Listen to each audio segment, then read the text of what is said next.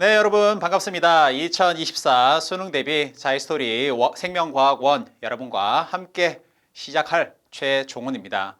생명과학원이라는 큰 산을 여러분과 같이 함께 오르게 되었는데요. 크게 설레이기도 하면서 또 여러분들이 얼마나 같이 올라갈 수 있을지 나름 걱정이 되기도 합니다. 여러분들한테 뭐 수업을 시작하기 전에 하고 싶은 이야기야 상당히 많이 있는데 우리가 수업 중간중간에 해드리고 또 너무 많은 이야기하면 잔소리처럼 들릴 수가 있으니까 한 가지만 여러분들한테 말씀드리고 바로 시작을 해보도록 하겠습니다.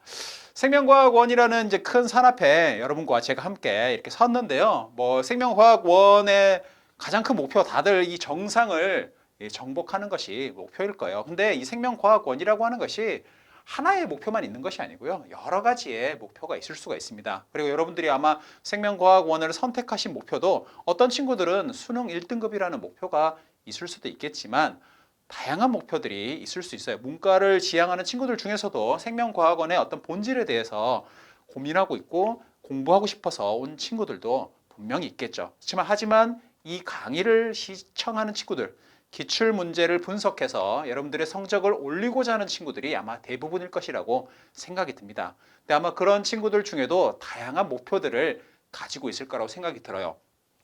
이 작은 봉우리를 우리가 3등급 봉우리라고 한번 생각해 볼까요? 왜냐하면 저는 제 생각에는 아마도 생명과학원을 진지하게 공부했다라고 하면은 아무리 베이스가 없더라도 누구나 목표로 삼을 수 있는 것이 3등급이라는 생각을 하고 있습니다. 물론 가만히 있으면 3등급까지 갈 수 없겠죠. 열심히 여러분들이 어떠한 길을 걸어가야지만 3등급까지 갈 수가 있을 거예요. 3등급만 있는 게 아니라 더 높은 목표를 가진 친구들이 있을 텐데 더 높은 목표를 가진 친구들은 이 3등급을 거쳐간다는 느낌보다는 어떤 느낌이냐면 보이지도 않는 저 끝에서 엄청난 우여곡절을 겪고 험준한 산맥을 올라서 1등급에 올라갈 수가 있습니다. 제가 여러분들한테 한 가지만 말씀드리고 싶은 것은 3등급을 목표로 삼는 친구들의 발걸음과 1등급을 목표로 삼는 친구들의 발걸음은 서로 다르다는 거예요. 그리고 그 길의 어떤 거리가 지금은 그림상으로 이렇게밖에 표현 못했지만 어찌 보면 뭐 10배, 20배 가까이 차이가 날지도 모르는 겁니다. 여러분들한테 이야기하고 싶은 첫 번째는 명확한 목표를 세워야지만 여러분들이 원하는 바를 달성할 수 있다는 거예요. 1등급을 목표로 삼으면 전국 1등을 하려고 하면 전국 100등 안에 들겠지. 이러한 것이 아니라 명확한 목표가 있어야지 여러분들이 괜한 시간 낭비를 하지 않게 된다는 거죠. 생명과학원만 하는 것이 아니라 여러분들은 수능이라고 하는 다양한 목표들을 가지고 있어요.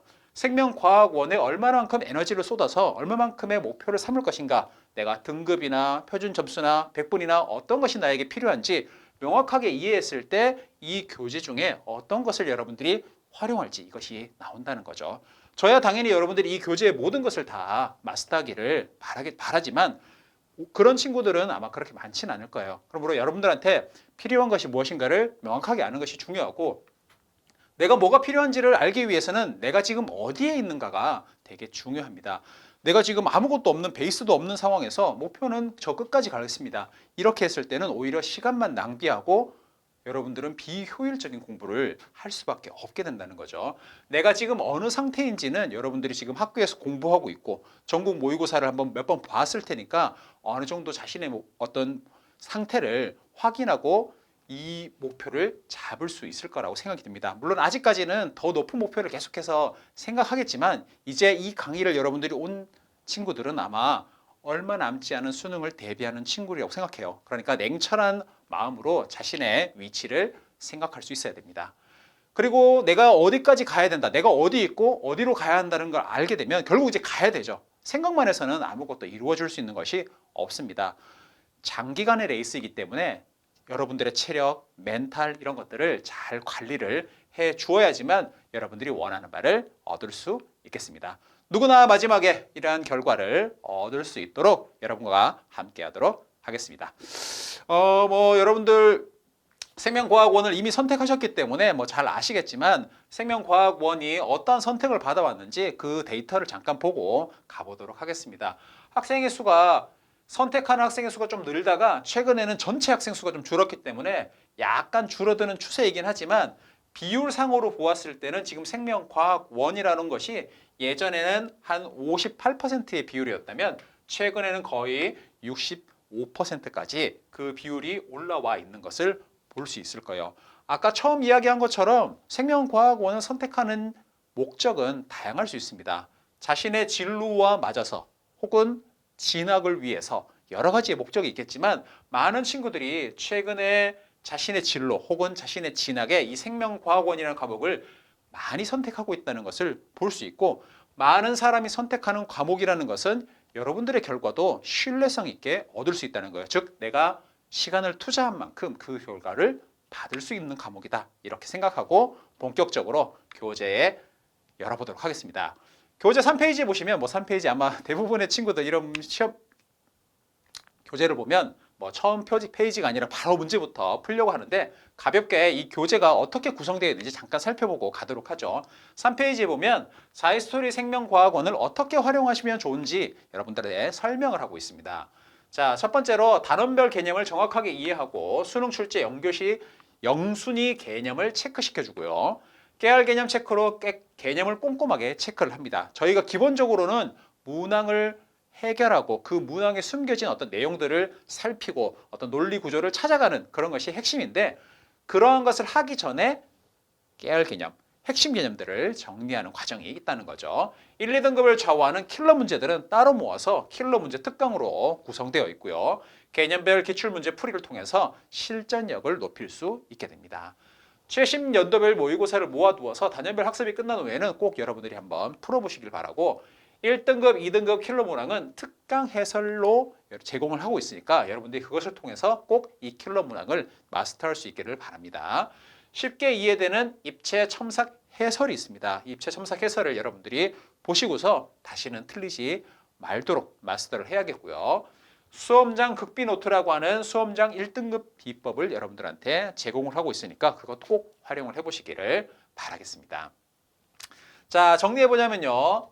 첫 번째로 최신 수능 출제 경향을 분석해서 개념을 깔끔하게 정리하고 있습니다. 수능 6월, 9월 모평에 나온 문제가 어떻게 출제되는지 그 경향을 분석해주고 있고요. 각각의 심화 및 보충 자료 그리고 꼭 외워야 하는 필수 개념들을 여러분들한테 제공을 해주고 있네요. 개념을 바탕으로 한 다양한 형태의 문제를 어떤 개념을 이용해서 그 문항을 구성했는지 그 개념을 다시 뽑아내서 체크할 수 있도록 제공을 해주고 있습니다. 정확하게 이해하고 암기하는 데 가장 효과적인 학습 방법을 제공을 하고 있네요.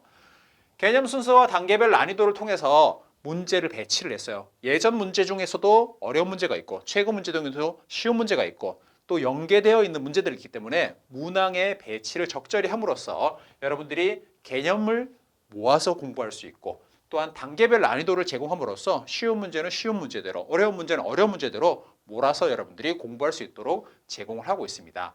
소주제별로 묶어두었고요. 여기는 난이도를 요 5개의 꽃잎으로 표현해서 꽃잎이 차 있는 3개가 다 차 있는 경우에는 상, 1개만 차 있는 경우에는 하로 표현을 해주었네요. 여러분들이 베이스가 없는 친구들은 하 위주로 우선 문제를 풀어보고 차근히 단계를 올라가는 것도 좋은 방법일 거라고 생각이 들어요. 그리고 당연히 출처가 표시가 되어 있습니다.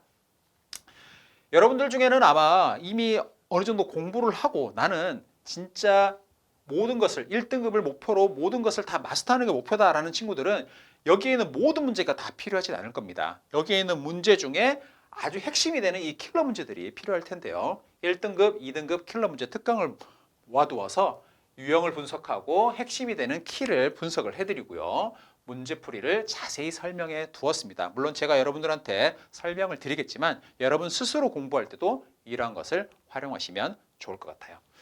최신 연도별 모의고사 10회를 수록해 두었습니다.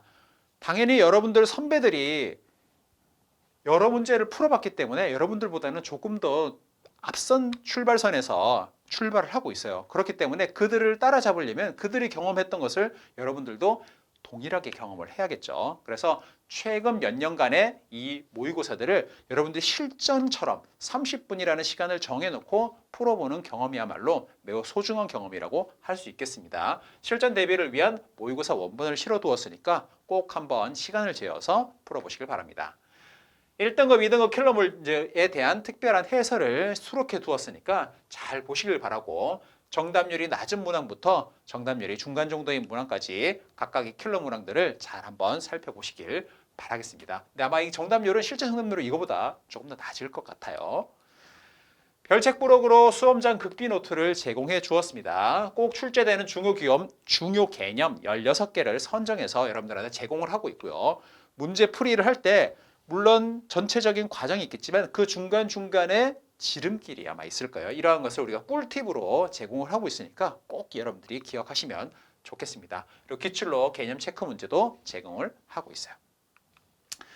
자, 여기 보시면 하나의 문항에 엄청나게 복잡한 것들이 들어있는데 이것이 하나하나가 다 깨알 같은 여러분들을 위한 출제 개념, 자료 설명, 첨삭 해설, 오답 해설, 생생 체험 등이 담겨져 있습니다. 복잡한 내용이라고 생각되겠지만 다 모두 여러분들에게 살이 되고 피가 되는 중요한 내용들이니까 꼼꼼하게 체크해서 정리해 보시기를 바라겠습니다. 자, 그럼 이제 이 자이스토리라는 교재에 대해서 여러분과 같이 함께 이야기를 나누었으니까 본격적으로 1단원 시작을 해보도록 하겠습니다. 생명과학원 1단원은 생명과학의 이해입니다. 생명과학이 도대체 무엇인가에 대한 전반적인 이해를 다루고 있는데요. 생물의 특성이라는 것으로부터 출발해서 생명과학의 탐구 방법까지 이어지고 있는데요. 이 개념들, 어떠한 개념들을 담고 있는지 한번 살펴보고 기출문제들은 어떠한 것이 있었는지 함께 보도록 하겠습니다. 생물의 특성과 생명과학의 탐구 방법입니다. 생물의 특성, 과연 생물이 뭐지? 라고 했을 때 예전에 생각하던 생물과 지금 생각하는 생물이 조금씩 변화되어 왔어요. 그렇지만 어쨌든 전통적으로 살아있는 것은 이러한 특성을 갖는다라는 공통적인 특성들이 있습니다. 우리가 보면 이거 당연히 강아지는 살아있지, 로봇은 살아있지 않지. 감각적으로 우리가 알 수는 있지만 그것을 명확하게 개념적으로 정리하기 위해서는 살아있는 것과 살아있지 않는 것이 어떤 특성을 갖고 어떤 특성을 갖지 않는지를 정리하는 것이 필수적이라고 할 수 있겠죠. 예전부터 생물을 관찰해 오니까 생물은 모두 다 작은 세포막으로 둘러싸이는 작은 세포라는 것으로 구성되어 있다는 것이 생물의 중요한 특징 중에 하나가 됩니다. 모든 생물은 세포로 구성되고요. 이 세포라는 것은 생물을 구성하는 구조적인 단위이면서 생명활동이 일어나는 기능적 단위이다. 이렇게 볼 수 있겠어요. 세포 중에는 하나의 세포로 생명활동을 하는 경우도 있고 여러 개의 세포가 뭉쳐서 하나의 생명체가 되는 경우도 있죠. 하나의 세포로 되어 있는 생물을 우리가 단세포 생물이라 부르고 여러 개의 세포로 되어 있는 생물을 다세포 생물이라고 부릅니다. 여러분과 같은 생물들은 다세포 생물이고 여러분들 몸에 살아가는 수많은 세균들은 단세포 생물이 되는 거죠. 두 번째로 여러분이건 여러분 몸에 살아가는 세균이건 가만히 아무것도 하지 않는 경우는 없어요. 모든 생물들은 어떠한 일들을 합니다. 이 어떠한 일들을 하기 위해서는 물질과 에너지라고 하는 것이 필요해요. 그래서 물질을 계속해서 들여오고 그 물질을 계속해서 변화시키면서 자신에게 필요한 물질을 가지기도 하고 그 물질로부터 어떠한 에너지를 얻기도 하죠. 이와 같이 물질이 생명체 내에서 계속해서 변해가는 과정, 이것을 물질 대사라고 부르죠. 생물체 체내에서 일어나는 모든 화학 반응을 물질 대사라고 부릅니다. 에너지의 출입을 독말해요. 물질이 합쳐질 때, 물질이 분해가 될 때 에너지가 들어가기도 하고 에너지가 빠져나오기도 하죠. 이와 같은 과정들이 여러분 몸에서 일어날 때 그 속도가 너무나도 느리기 때문에 그 속도를 조금 더 빨리 촉진시켜 줄 수 있는 효소라고 하는 것이 필수적으로 관여하게 됩니다.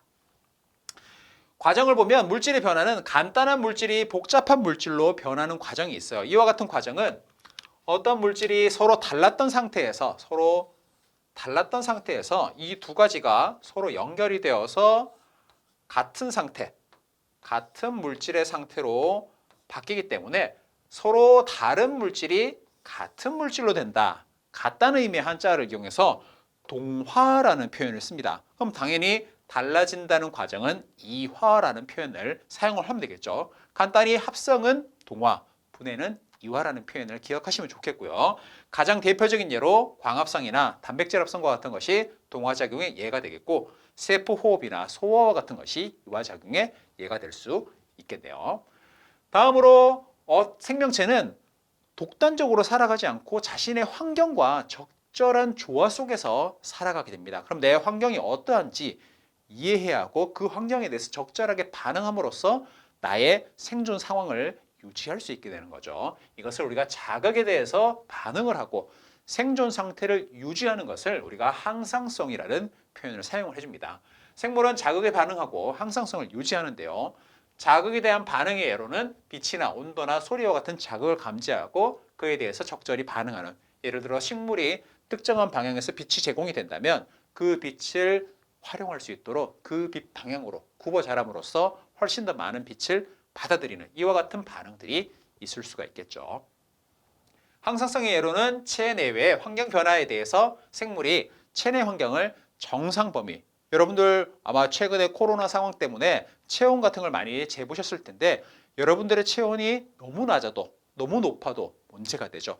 적정한 정상 범위가 있고요. 이 정상 범위는 여러분들이 가만히 있으면 유지가 되는 것이 아니라 여러분들 몸에서 나도 모르게 내 몸이 계속해서 어떠한 작용을 하고 있기 때문에 그것이 유지가 되는 겁니다. 사람은 더울 때 땀을 흘리게 되면 너무 체온이 상승하는 것을 막아줄 수 있어서 체온을 일정하게 유지할 수 있는 거죠. 어떠한 생물도 그대로 태어난 경우는 없어요. 특정한 상황은 아주 작은 상황으로 태어나서 점차 커지고 변화를 겪게 되죠. 여러분들도 여러분들의 아버지와 어머니의 세포가 합쳐져서 단 하나의 세포로부터 여러분들이 되었는데요. 이처럼 수정란과 같은 하나의 세포로부터 여러분과 같은 개체가 되어가는 과정, 이것을 우리가 발생과 생장이라는 과정으로 표현해 줄 수 있습니다. 다세포 생물은 발생과 생장을 통해서 구조적, 기능적으로 완전한 개체가 되는데 이것을 발생, 생장이라는 표현을 써줍니다.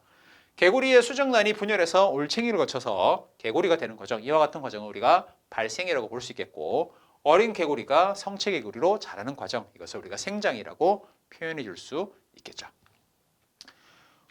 어떤 생물도 영원히 사는 생물은 없어요. 그리고 어떤 생물도 영원히 존재했던 생물이 없습니다. 누구나 새롭게 이 세상에 태어나서 결국에는 언젠가는 사라지게 되죠. 그렇지만 이 지구가 존재하고 엄청나게 오랜 세월이 지났음에도 불구하고 여전히 많은 생물로 가득 차 있어요.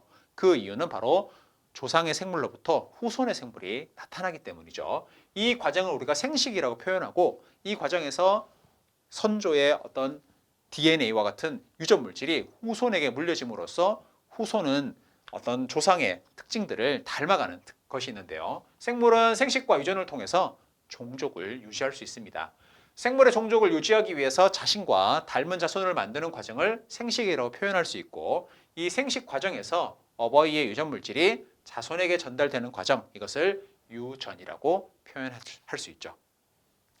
마지막으로 생물, 과거의 생물과 지금의 생물을 비교해 보면 그 생물 집단 자체가 똑같지 않고 지속적인 변화를 겪어왔다는 걸 볼 수 있습니다. 왜 이렇게 과거의 생물과 지금의 생물이 서로 다를까에 대해서 많은 과학자들이 연구했고, 그 결과 생물은 아주 유연하게 환경에 맞게 적응하고 진화한다는 사실을 밝혀냈죠. 생물은 환경에 적응해 나가면서 새로운 종으로 진화하죠. 지금 수백만 종의 생물이 이 지구상에 살아갈 수 있었던 것은 처음부터 그 수백만 종이 만들어졌던 것이 아니라 어떠한 하나의 종이 적응을 하는 과정에서 각자 다른 환경에 적응하면서 새로운 종으로 종 분화가 일어났기 때문이죠. 생물이 서식하는 환경에 적합한 몸의 형태 혹은 기능, 행동 양식 등을 가지는 것을 우리가 적응이라고 표현할 수 있고, 이러한 오랜 세월에 거친 적응의 결과 집단의 유전적 구성이 완전히 변하게 되고 새로운 집단이 형성됨으로써 두 집단이 더 이상은 하나의 종으로 볼 수 없는 이런 상황이 일어날 때 우리가 이것을 진화가 일어났다, 이렇게 표현을 해줄 수 있겠습니다. 방금 이야기한 여러 가지의 개념들을 모두 가지고 있는 것을 생물이라고 할 수 있겠어요. 그리고 이 것들 중에서 일부만 가진 것에 대해서는 이것을 생물이라고 표현해야 될지 그렇지 않아야 할지에 대해서는 약간의 논쟁점이 있을 수가 있을 것이고요. 여기에 있는 특징들의 대부분을 가지고 있지 않다면 그것은 생물로 말할 수가 없겠죠. 자, 아까 얘기한 이 특징들, 어떤 특징들은 필수적인 특징들, 생명 활동의 필수적인 특징들이고 어떤 특징들은 조금 약간 덜 필수적인 부분들이 있는데요. 이 바이러스라는 존재는 이 생물의 특성 중에 일부는 가지지만 일부는 가지지 않아서 이것을 생물로 지칭을 해야 될지 그렇게 하지 말아야 할지 지금도 논쟁적인 부분 중에 하나입니다. 저희는 이것을 생물과 무생물의 중간적인 존재로 정의하고 가겠지만 더 나아가서 혹은 지금 어떤 다른 과학자들은 이것을 생물로 정의하는 과학자도 있을 거예요. 과학이라는 것은 결국 사회적인 합의에서 어느 정도 만들어지는 과정이기 때문에 더 많은 증거들이 밝혀지고 더 많은 고민들이 쌓여 나가다 보면 나중에는 이 바이러스가 생물로 온전히 인정받거나 혹은 아예 생물이 아니라고 결정되는 상황도 오겠지만 지금은 이것을 중간적인 존재로 이야기할 수밖에 없는 것 같습니다. 바이러스는 일반적으로 세균보다 크기가 작고요. 모양이 매우 다양합니다. 생물적 특징으로는 이들은 DNA나 RNA와 같은 유전 물질을 가지고 이 유전 물질의 돌연변이를 통해서 진화라는 과정이 나타날 수가 있어요. 그러니까 생식, 유전, 진화, 적응 이와 같은 특징들을 갖고 있는 거죠. 또한 직접적으로는 할 수 없지만 숙주세포 안으로 들어가게 되면 핵산을 복제하고 그리고 자신에게 필요한 여러 가지 물질들을 합성해서 자신과 동일한 후손들을 만들어낼 수 있습니다. 돌연변이를 발생시켜서 형질이 바뀌게 되면 특정한 환경에 적응하고 진화하죠. 최근에 보니까 또 뉴스에 새로운 코로나 변이가 나타났다 이런 표현을 들어볼 수 있는데요. 이 변이라고 하는 것이 바로 이와 같은 돌연변이를 통한 특정한 환경에 적응을 하는 거죠. 저희는 코로나 바이러스가 적응하지 못하길 바라지만 코로나 바이러스는 끊임없이 자신을 변화시켜서 자신의 입장에서는 더 나은 환경을 만들려고 하고 있는 것입니다. 반면 생물이 아니라고 말할 수 있는 것은 우리가 처음 이야기한 생물의 가장 첫 번째 특성이 바로 세포로 이루어져 있다는 것인데 이들은 세포로는 이루어져 있지 않아요. 만약 바이러스를 생물의 범주로 넣는다고 한다면 생물의 특성의 제1번이었던 세포로 이루어진다라고 하는 것을 우리가 빼야 할지도 모르는 상황이겠죠. 다음으로 숙주세포 바깥에서는 어떤 활동도 하지 않고 입자로 가만히 있습니다. 생물은 가만히 있지 않고 계속해서 물질을 활용하고 에너지를 활용해서 무언가를 한다라고 했는데 이때에는 숙주세포 바깥에서는 무생물처럼 아무것도 하지 않는 상황이 있다는 거죠. 마지막으로 이들은 독립적으로 물질 대사를 하지 못하기 때문에 꼭 누가 필요하냐면 숙주세포가 필요한 특성이 있습니다. 생물적 특성과 비생물적 특성은 여러분들이 잘 구분해서 바이러스와 생물을 비교할 때 문항의 조건으로 잘 기억을 해주시면 좋을 것 같습니다. 자, 그러면 이제 우리 한번 방금 이야기했던 내용들을 간단히 빈칸을 채워보면서 그 개념들을 정리하는 시간을 가져보도록 하죠. 자, 모든 생물, 아까도 얘기했지만 세포로 되어 있다. 이렇게 했죠. 세포로 되어 있다. 자, 다음으로 이는 생물의 구조적 단위이기도 하고 기능적 단위이기도 하다. 이렇게 표현을 했습니다. 그러니까 단순히 벽돌과 같이 구조적 단위만 되는 것이 아니라 그 안에서 어떤 기능을 수행을 하고 있다는 거죠. 특정한 생물은 하나의 세포로 이루어져 있다. 하나를 의미하는 단을 쓰면 되겠죠. 단세포 생물 이렇게 하면 될 거고 여러 개의 세포로 이루어져 있으니까 여러 개를 의미하는 다자를 써서 다세포 생물 이렇게 표현하면 되겠네요. 생물의 체내에서 일어나는 모든 화학 반응, 물질이 변한다, 다른 것으로 바뀐다. 이것을 대사라는 표현을 사용합니다. 물질 대사라고 표현을 해줄 수 있겠죠. 자, 다음으로 다음 설명과 가장 관련이 깊은 생물의 특성을 한번 골라 써봐라 라고 되어 있습니다. 더울 때 땀을 흘려서 체온을 유지한다. 이런 특정한 키워드를 가지고 여러분들 특성을 잘 연결할 수 있어야겠죠. 체온이라는 키워드, 유지라는 키워드를 보면 항상성이라는 표현을 바로 떠올릴 수 있을 것 같아요.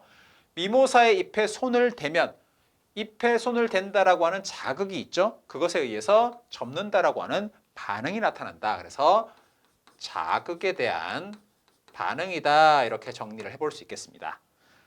알, 올챙이 시기를 거쳐서 개구리가 된다. 이 과정 바로 단순한 알에서 복잡한 조직이 형성이 되고 기관이 형성되고 그것이 하나의 개체가 되어가는 과정, 이것을 우리가 발생이라는 표현으로 정리해 볼 수 있겠죠. 집신벌레는 분열법을 통해서 개체수를 늘린다. 자신과 닮은 후손을 만드는 과정이니까 이것을 생식이라고 할 수 있겠고요. 나중에 여러분들이 좀 더 공부하시겠지만 생식에는 무성생식과 유성생식으로 또 구분을 해줄 수가 있죠. 정록생명인 어머니에게서 정록생명이라고 하는 형질이 있죠. 그리고 어머니라고 하는 조상이 있습니다. 이 정록생명의 특징이 그대로 아들에게 전달되고 있으니까 이 정목생명의 정보를 담고 있는 DNA가 전달되는 과정이죠.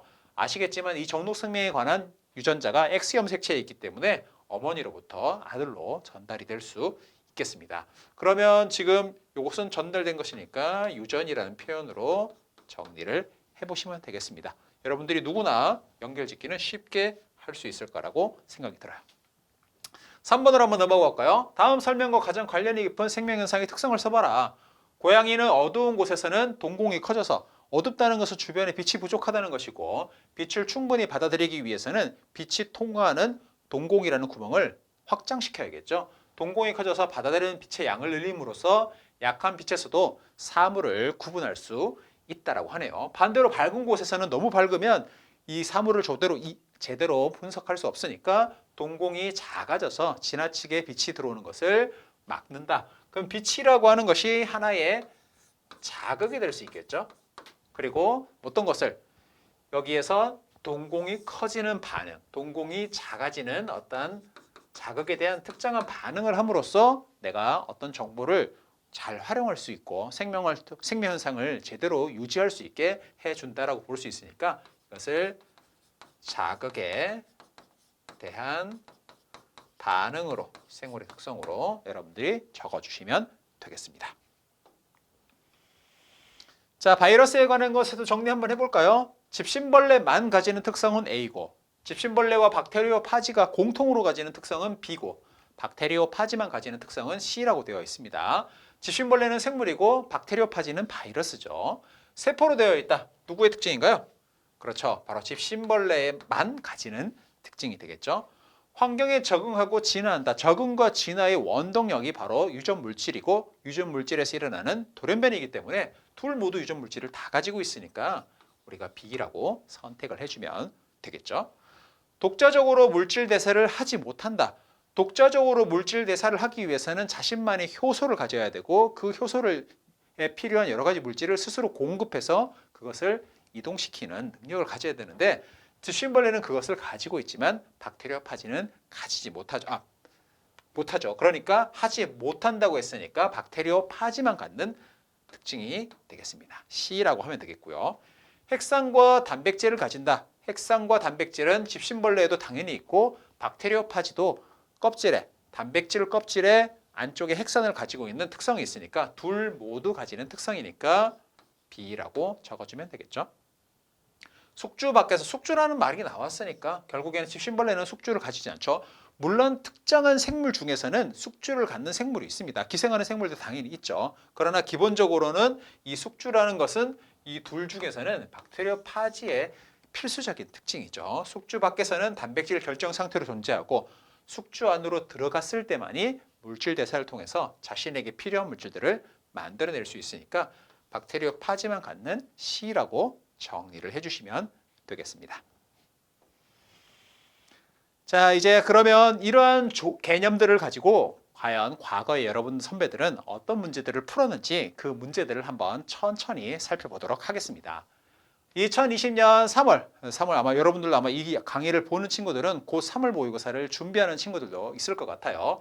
20년 3월에 이런 문제가 나왔습니다. 표는 생물의 특성, 가와 나의 예를 나타낸 것이라고 되어 있는데요. 가와 나는 적응과 물질 대사를 순서 없이 나타내는 것이다. 그러면 이 예를 보고서 가와 나가 어떤 것이 적응이고 어떤 것이 물질 대사인지 여러분들이 파악하면 되겠죠. 강낭콩이 발화할 때 영양소가 분해라는 표현에 여러분들이 키워드의 핵심이 되겠죠. 이 분해라고 하는 키워드가 핵심이 될 테고 이것이 분해니까 이화에 해당한다 이런 생각할 수 있고 열이라고 하는 키워드를 보면 에너지가 드나든다는 걸 볼 수 있죠. 이화라는 것, 에너지라는 것 딱 봐도 가가 물질 대사구나 이렇게 판단을 할 수 있으니까 여기에다가 물 이렇게 적어 놓으면 되겠죠. 하마는 콧구멍이 코 윗부분에 있어서 여러분 코 윗부분에 사람들 같은 경우는 코 아래쪽에 있죠. 근데 하마 같은 경우는 위쪽에 있어가지고 몸이 물이 모두 잠겨있는 상태에서도 그 콧구멍만 살짝 위로 내서 숨을 쉴 수 있게 되는 거죠. 수중 생활을 하는 하마가 이와 같이 콧구멍의 방향, 특징이 수중생활에 적합하도록 되어 있는 상황이죠. 이것은 당연히 자신이 생존하는 환경에 적응했다. 이렇게 정리를 해볼 수 있겠습니다. 그러면 기억부터 한번 볼까요? 가는 물질대사다. 맞는 말이 되겠습니다. A와 B는 모두 세포로 구성이 된다. A는 강낭콩이고 B는 하마인데요. 두 것 모두 다 생물이죠. 생물의 특징은 바로 세포로 구성이 된다는 것이고 사막에 서식하는 선인장이 가시 형태의 잎을 갖는 것. 사막은 건조하기 때문에 넓은 형태의 잎을 가지게 되면 물을 다 잃어버리게 되죠. 가시 형태의 잎을 가져서 물을 최소한 잃어버리려고 하는 특징인데요.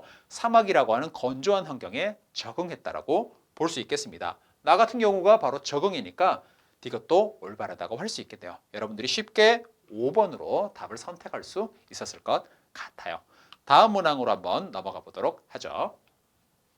자, 2번을 보면 2021학년도 6월 평가원에서 출제된 문제인데요. 비슷한 문제예요. 표는 생물의 특성이 얘를 나타내는데 가원하는 물질 대사와 발생과 생장을 순서 없이 나타냈다고 합니다. 주요 키워드 나오죠? 알이라고 하는 키워드가 있고 뭐 개구리 하면 뭐 자주 나오는 생물이에요. 왜냐하면 이 개구리 자체가 발생이라고 하는 과정에 엄청나게 많은 연구를 하는 생물이기 때문이에요. 초파리라고 하는 생물이 유전에서 매우 많이 활용되었듯이 개구리라고 하는 생물이 발생에서 많이 활용되었기 때문에 이렇게 발생의 예로 많이 제시가 됩니다. 가가 바로 발생과 생장이 되겠죠. 그러면 나 같은 경우는 비대에너지, 에너지란 말 나왔죠. 키워드 나왔고 합성이라는 키워드 나왔습니다. 식물의 광합성 과정을 제시하고 있으니까 나가 물질 대사겠죠. 그리고 기억은 적응과 진화에 대한 예가 되니까 여러분 적응과 진화에 대한 예 앞에서도 많이 봤죠. 뭐 하마도 봤고 선인장도 봤으니까 그러한 예들이 있을 것이라고 생각을 하시면 되겠습니다. 자, 기억부터 보면 가는 발생과 생장이다. 알, 올챙이, 개구리 보면 바로 기억을 옳다라고 판단할 수 있겠죠. A에서 효소가 이용이 된다. 물질 대사 과정에서 많은 부분 이 효소가 중요하게 작용을 하고 있습니다. 그러므로 식물이 빛에너지를 이용하여 포도당을 합성하는 과정도 생명과학 2를 공부하시는 친구들은 어떠한 효소들이 필요한지에 대해서 배우시게 될 텐데 어찌되었건 물질대사 과정에서 효소가 이용된다는 것만 기억하시면 통합과학에서도 우리가 배웠죠? 여러분들 니은이 옳다라고 선택할 수 있을 것 같습니다. 가랑잎벌레, 이런 벌레가 있나 봐요. 몸의 형태가 주변의 잎과 비슷해서 포식자의 눈에 띄지 않는다. 요거는 이제 의태라고 하죠. 우리 주변과 자신의 모습을 비슷하게 만들므로써 포식자가 자신을 잘 보지 못하도록 만드는 것. 그럼으로써 생존율을 더욱더 높일 수 있게 되는 거죠. 적응과 진화에 아주 좋은 예라고 볼 수 있겠습니다. 기억, 니은, 디귿 세 가지 모두 다 맞는 답 5번으로 골라줄 수 있을 것 같습니다. 3번 문제로 한번 넘어가 볼까요? 3번은 다음은 아프리카에 사는 어떤 도마뱀에 대한 설명이래요. 20년 7월 문제이네요. 이 도마뱀은 나뭇잎과 비슷한 외형을 가지고 있어. 앞에서는 가랑잎벌레가 이 나뭇잎과 비슷하다고 했는데 도마뱀 중에도 이 나뭇잎과 비슷한 외형을 가지고 있대요. 주변과 비슷하다. 아까 방금 얘기했죠? 나뭇잎과 비슷한 외형을 가지고 있어서 포식자로부터 발견되기 어려움으로써 살기에 적합하다. 이런 표현, 이것을 우리가 적응의 예라고 볼 수 있겠죠. 마찬가지로 진화의 예라고도 볼 수 있겠습니다. 이 자료에 나타난 생명현상의 특성, 바로 적응과 진화가 되겠는데요. 가장 관련이 깊은 것은 뭐냐? 올챙이가 자라서 개구리, 아까 계속했죠? 발생이 되겠네요. 집신벌레는 분열법으로 번식, 생식이 되겠죠. 소나무는 빛을 흡수해서 포도당을 합성한다. 물질 대사로 써볼 수 있겠습니다. 핀치새는 아마 여러분도 생명과학에 관심이 많은 친구들은 핀치새, 갈라파고스 섬에 여러 개의 작은 섬들이 있는데 그 섬들마다 살고 있는 핀치새들의 부리의 모양이 조금씩 다르다는 것을 다윈이 많이 주목을 하고 그것을 토대로 진화라는 개념을 도출할 수 있었죠. 먹이의 종류에 따라서 부리 모양이 다르다. 이것이 이제 우리가 진화 혹은 적응의 개념으로 정리할 수 있겠습니다. 마지막으로 정록생명인 어머니로부터 정록생명의 아들이 태어난 것은 유전의 예라고 할 수 있겠죠. 답을 여러분들이 쉽게 4번으로 골라줄 수 있을 것 같습니다. 다음 문제로 한번 넘어가 볼까요? 4번. 다음은 항생제 내성 세균에 대한 자료이다. 아마 항생제 내성에 대한 세균, 통합과학에서도 이미 여러분들 공부를 했을 거예요. 그리고 우리나라가 이 항생제가 너무 많이 남용이 되어서 항생제 내성 세균의 비율이 높다 이런 신문 기사를 본 친구들도 있을 겁니다. 항생제 과다 사용으로 항생제 내성 세균의 비율이 증가하고 있다고 합니다. 물론 새로운 항생제가 계속 개발되고 있긴 하지만 이 과정이 계속해서 막 올라가고 있기 때문에 진짜 어떤 항생제도 잘 듣지 않는 수포 항생제 내성 세균들이 언젠가는 우리 인류를 더욱더 위험으로 빠뜨릴지 모르기 때문에 불필요한 항생제의 과다 사용은 우리가 자제를 해야 될 것 같아요. 항생제 내성 세균은 항생제 작용 부위가 변형되어 있거나 항생제를 분해하는 단백질을 합성하기 때문에 항생제가 뿌려지면 그것을 분해해버리는 단백질을 만들 수도 있다고 합니다. 이러한 세균들이 증가하지 않도록 항생제를 적절히 사용해야겠어요. 항생제에 죽지 않는다고 하네요. 우선 항생제 내성 세균의 비율이 증가하는 것은 환경이 바뀜으로써 그 환경에 적응하는 개체들이 비율이 늘어났다 이런 뜻이 되죠. 그러니까 1번과 2번에 있는 적응과 진화로 여러분들이 선택할 수 있을 것이고요. 분해라는 키워드, 합성이라는 키워드 이것을 보시게 되면 쉽게 물질대사라는 정보로 갈 수 있겠죠. 답을 여러분들이 적응과 진화, 물질대사 1번으로 쉽게 골라낼 수 있을 것 같습니다. 다음 문제로 한번 넘어가 보도록 하죠. 자, 15페이지. 자, 히스토리 15페이지로 넘어가 보시면요. 23학년도 대비 6월 모의평가 문제가 있어요. 저도 이 문제 처음 봤을 때는 참 재밌더라고요. 이 곤충 X에 대한 자료인데 암컷 X는 짝짓기 후에 알을 낳는다고 합니다. 이 알에서 깨어난 애벌레는 동굴에 사나 봐요. 동굴 천장에 자신의 둥지를 짓고 끈적끈적한 실을 늘어뜨려서 덫을 만든대요. 그러니까 거미가 거미줄 쳐가지고 뭔가를 만들듯이 얘는 끈적끈적한 이런 것들을 늘어놓고 뭐가 날아오다가 거기에 탁 걸리도록 하는 것 같습니다. 이 애벌레는 ATP, 뒤에 가서 우리가 근육 수축에서도 볼 것이고 생명체의 이제 에너지 이용해서도 보겠지만 이 ATP라는 것은 생명체의 에너지의 기본이죠. 기본적인 것이고 우리가 먹는 영양소는 대부분 다 이 ATP로 전환을 해서 그 ATP를 우리가 생명활동에 사용을 하고 있습니다. 이때 얻은 에너지로 청록색의 빛을 낸다고 합니다. 그러니까 동굴에 들어가면 어두울 텐데 이 애벌레는 빛을 내니까 장관일 것 같아요. 빛의 유인대 먹이가 이 빛이 이 먹이들을 유인을 하나 봐요. 이 덫에 걸리게 되면 애벌레는 움직임을 감지하고 실을 끌어올린다고 합니다. 낚시를 하는 친구예요. 좋습니다. 이런 정보를 통해서 여러분들이 어떤 정보를 보시는지 가에서 유전 물질이 자손에게 전달된다. 암컷이 알을 낳는 과정이니까 유전 물질을 전달한다. 맞는 말일까요? 그렇죠. 다에서 물질 대사가 일어난다. 다 ATP를 분해해서 ATP라는 분자가 기본적으로 가지고 있는 에너지가 무엇으로? ADP와 무기인산이라고 하는 물질로 분해가 되는 과정이니까 이 과정에서 에너지가 방출이 되죠. 물질이 전환되는 거죠. 물질 대사가 일어난다. 쉽게 판단할 수 있을 것 같아요. 라는 자극에 대한 반응에 예에 해당한다. 라 같은 경우는 빛을 유인하고 그의 덫에 걸리면 애벌레는 움직임을 감지하고 지금 먹이도 빛이라고 하는 자극을 따라가는 것이고 애벌레도 먹이가 걸렸을 때 움직임을 감지해서 어떤 반응을 한 거죠. 자극에 대한 반응의 예라고 볼 수 있겠습니다. 아주 재미난 사례였는데요. 답은 기억, 니은, 디귿이 모두 옳은 5번으로 여러분들이 골라줄 수 있을 것 같아요. 자, 6번 문제 한번 볼까요? 표는 생물의 특성 가와 나의 예를 나타냈고요. 그림은 애벌레가 번데기를 거쳐서 애벌레, 번데기, 나비 딱 봐도 발생이라는 과정 쉽게 이해할 수 있겠죠. 가와 나는 항상성, 발생과 생장을 순서 없이 나타냈다고 합니다. 더운 날씨, 체온 얘기가 분명히 나오겠죠. 체온 유지라는 키워드 있으니까 나를 항상성으로 볼 수 있겠고 그러면 나머지 이 가가 바로 발생과 생장이라고 정리해 볼 수 있겠죠. 오른쪽 과정 우리가 쉽게 발생과 생장이라고 할 수 있겠습니다. 자, 기억부터 보면 가는 발생과 생장이다. 나가 뭔지 판단하면 바로 가는 쉽게 결정할 수 있겠죠. 그림에 나타난 생물의 특성, 여기에 나타나는 생물의 특성은 가보다는 나와 관련이 깊다. 물론 나와 관련도 없다고 할 수는 없을 거예요. 그러나 더 관련이 깊은 것은 당연히 가가 되겠죠.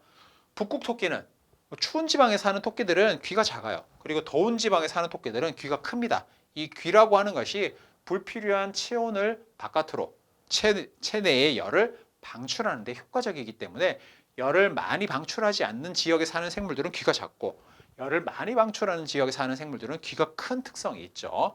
북극토끼와 다른 토끼가 있고 또한 북극토끼는 털색을 이용해서 체온을 유지를 하죠. 그래서 북극토끼는 겨울이 되면 털 색깔이 흰색으로 변해서 천적으로부터 눈에 띄지 않는다. 이거 아까 우리 이 나뭇잎 모양으로 된 가랑잎벌레나 혹은 아프리카의 도마뱀 얘기처럼 천적에게 눈에 띄지 않게 되면 자신의 생존에 더 유리하게 되는 거죠. 환경에 적합한 특성을 갖추게 되는 과정이니까 기억은 지금 발생과 생장의 예인데 지금 제시된 예는 적응과 진화의 예니까 답을 여러분들이 기억만 옳은 1번으로 쉽게 골라줄 수 있을 것 같아요. 자, 7번 보면 어떤 문어에 대한 설명인데요. 문어는 자리돔이 서식하는 곳에서 6개의 다리를 땅속에 숨기고 2개의 다리로 자리돔의 포식자인 줄무늬 바다뱀을 흉내낸대요. 그러니까 사실 이제 문어인데 자기 다리가 많으니까 다리 몇 개를 숨기고 다리 2개만 길게 뻗어가지고 바다뱀처럼 흉내를 낸다는 거죠. 그래서 문어는 이러한 특성은 자리돔으로부터 자신을 보호하기에 적합하다. 자리돔으로부터 나 위험한 생물이야 이렇게 표현하고 있는 거죠. 그래서 자신의 생존율을 더 높이는 거예요. 앞에서 봤던 특성과 똑같죠? 적응과 진화의 예라고 볼 수 있겠습니다. 이 특성과 가장 관련이 깊은 것 한번 찾아볼까요? 집신벌레 분열법 생식이겠죠.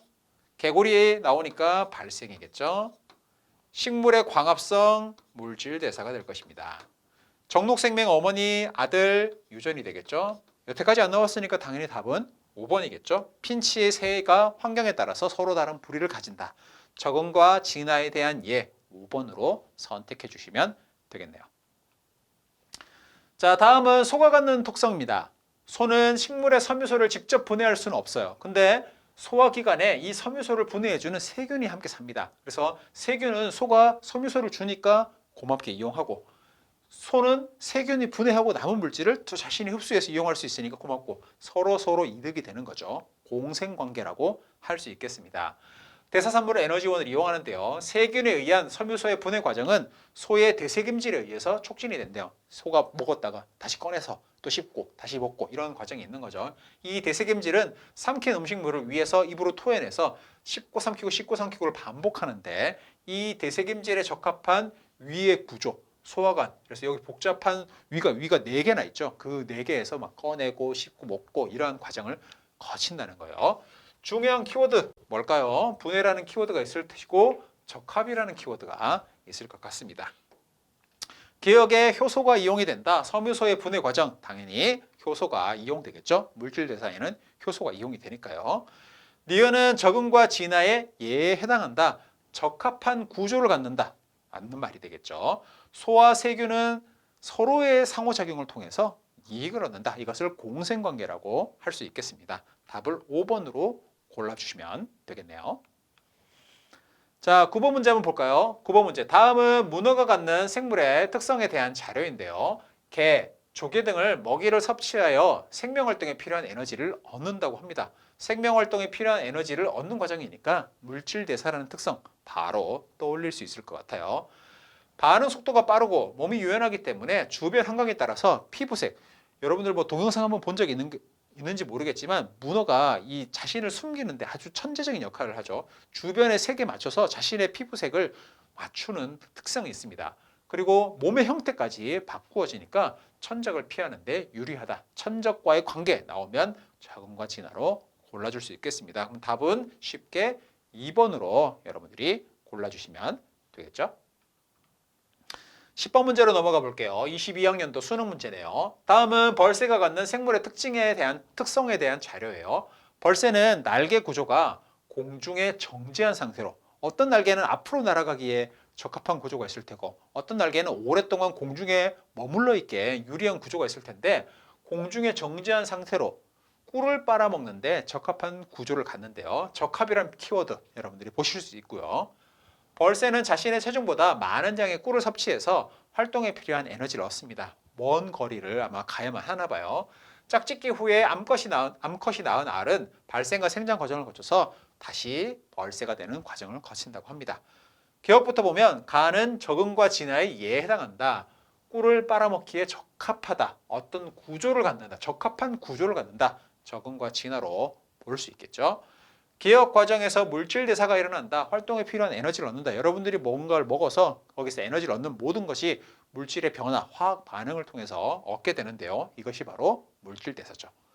개구리의 알은 올챙이를 거쳐서 발생에 대한 예인데요. 니은의 예니까 발생과 생장의 예. 답은 5번으로 여러분들이 골라주시면 되겠습니다. 자, 11번 문제. 어떤 지역에 서식하는 소에 대한 설명인데 이 소는 긴 뿔을 가질수록 포식자를 통해서 포식자로부터 공격을 잘 방어할 수 있대요. 와, 뿔이 이게 도대체 유지가 되는지 모르겠지만 엄청나게 길죠. 그러니까 포식자들이 함부로 하지 못하는 거죠. 자신을 보호하고 포식자로부터 자신이 먹히지 않도록 할 수 있는 특성을 갖는 것이니까 적응과 진화의 사례로 골라주시면 되겠습니다. 12번 2023학년도 수능 문제, 요 따끈따끈한 최근 문제네요. 어떤 해파리에 대한 자료예요. 이 해파리 유생은 이제 애벌레 같은 유생을 생각하시면 됩니다. 유생은 발생과 생장 과정을 거쳐서 성체가 되는데요.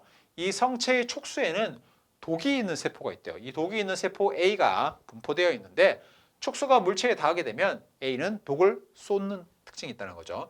해파리 이제 우리도 여름에 해수욕장 가다 보면 종종 이 해파리 때문에 우리가 거기를 사용하지 못하고 이 온난화 때문에 더 위험한 해파리들이 우리나라 해안으로 온다. 이런 얘기들 들어보셨을 거예요. 해파리는 이렇게 촉수를 가지고 있어서 독을 쏘아가지고 먹이를 잡을 수 있는 특징이 있습니다. 기억 과정에서 세포 분열이 일어난다. 발생과 생장은 세포의 수가 늘어나는 과정이죠. 발생과 생장 과정에서는 필수적으로 세포 분열이라고 하는 과정이 나타날 수밖에 없고요.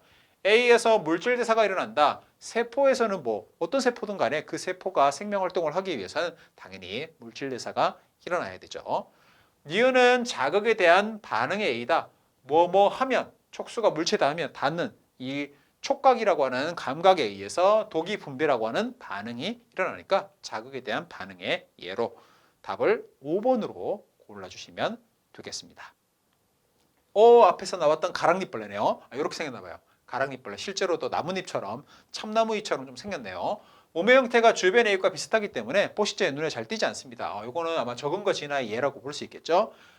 참나무나 산딸기 같은 등의 잎을 먹어서 생명활동에 필요한 에너지를 얻는다. 물질대사의 예니까 답은 2번으로 골라줄 수 있겠습니다. 다음으로 넘어가 보도록 하죠. 자, 다음 표는 강아지와 강아지 로봇의 특징을 나타냈대요. 강아지는 낯선 사람이 다가오면 짖는다 이런 특징이 있고요. 사료를 소화 흡수해서 생활에 필요한 에너지를 얻는다고 합니다. 강아지 로봇은 금속과 플라스틱으로 구성이 되어 있고 건전지에 저장된 에너지를 이용해서 움직이는 특성이 있네요. 강아지는 생물이니까 당연히 세포로 되어 있겠죠. 강아지 로봇은 물질 대사를 통해서 에너지를 얻는다. 물질 대사는 세포 내에서 일어나는 화학 반응이죠. 기억과 가장 관련이 깊은 생물의 특성. 사람이 다가오면 그것을 보고서 반가워서 짖는지 아니면 경계해서 짖는지 모르겠지만 어떤 반응을 하니까 자극에 대한 반응으로 볼 수 있을 것입니다. 답을 기억과 디귿 3번으로 골라주시면 되겠네요. 자, 15번. 표는 생물의 특성에 대한 예를 나타냈는데 가와 나는 생식과 유전, 항상성을 순서 없이 나타냈대요. 혈중 포도당 농도가 증가하면 인슐린의 분비가 촉진이 되고 그로 인해서 혈중 포도당 농도가 너무 높아지지 않도록 조절을 해주는 거죠. 혈당 조절에 관한 내용이니까 우리 가 같은 경우는 항상성의 예라고 볼 수 있겠어요. 집신벌레는 분열법을 통해서 번식한다. 생식의 예라고 볼 수 있겠죠. 적응과 진화의 예는 고산지대에 사는 사람들이 적혈구의 수가 더 많아서 낮은 산소 분압에서도 생명활동을 할 수 있다. 이런 특성이 있습니다. A는 이자의 베타 세포에서 분비가 된다. 물론 이건 뒤에 가서 우리가 호르몬 단원에서 같이 공부를 할 예정인데 혈당 조절 이미 아마 공부를 하고 온 친구들이 대부분일 거예요. 인슐린은 베타 세포에서, 글루카곤은 알파 세포에서 분비가 되고 있죠. 나는 생식과 유전이다. 나 같은 경우는 집신벌레는 분열법으로 번식을 하니까 생식과 유전의 예라고 볼 수 있겠죠. 더운 지역에 사는 사막여우는 열 방출에 효과적인 큰 귀, 아까도 얘기했지만 북극여우는 귀가 작고 사막여우는 귀가 크고 북극토끼도 귀가 작고 사막토끼도 귀가 크고 이와 같은 것은 주변의 온도에 따라서 자신의 체형을 달리해서 자신의 체온 항상성에 유리한 특징을 갖는 것이니까 적응과 진화의 예라고 볼 수 있겠죠. 답을 5번으로 골라줄 수 있을 것입니다. 자, 다음은 어떤 산에 서식하는 도마뱀 A에 대한 자료인데요. 고도가 낮은 지역에서는 주로 음지에서, 높은 지역에서는 주로 양지에서 관찰되는데요. 아마 고도가 낮은 지역은 좀 따뜻하겠죠? 따뜻하니까 오히려 시원한 쪽에서 많이 자라고 발견이 되고, 높은 지역은 좀 춥겠죠? 추우니까 조금 더 따뜻한 지역에서 관찰이 됩니다. 이 도마뱀이라고 하는 생물들은 자신의 체온을 유지하기 위해서 이렇게 음지와 양지를 찾아다니는 특성이 있나 봐요. 두 지역의 기온 차이는 4도씨가량 된대요. 근데 두 지역에 서식하는 A의 체온 차이는 1도씨밖에 되지 않는다고 합니다. 즉, 주변의 온도가 크게 변하더라도 생체 내에서는 큰 변화가 있지 않은 것. 어떤 특성이 될 수 있겠죠? 답은 5번, 항상성으로 볼 수 있겠습니다. 자, 우리 여기까지 생물의 특성에 관한 문제를 한번 살펴봤고요. 최근에 잘 나오진 않지만 바이러스에 관한 문제도 한번 살펴보겠습니다. 아메바와 박테리오 파지에 대한 설명으로 옳은 것만 보기에서 있는 대로 골라봐라. 아메바 생물이죠. 당연히 물질 대사를 할 것이고요. 박테리오 파지는 핵산을 갖는다. 바이러스와 생물이 공통으로 갖는 특징 중에 하나가 바로 핵산과 단백질을 갖는다는 특성이 있었죠. 아메바와 박테리오 파지는 모두 세포 분열. 박테리오 파지 자체가 세포로 되어 있지 않기 때문에 당연히 세포 분열을 할 수는 없겠죠. 답을 여러분들이 3번으로 골라줄 수 있을 것 같아요. 자, 우리 생물의 특성에 관해서는 한번 다 쭉 정리를 해보았고요. 우리 생명과학의 탐구 방법, 어떤 탐구 방법이 있는지 한번 살펴보도록 하겠습니다.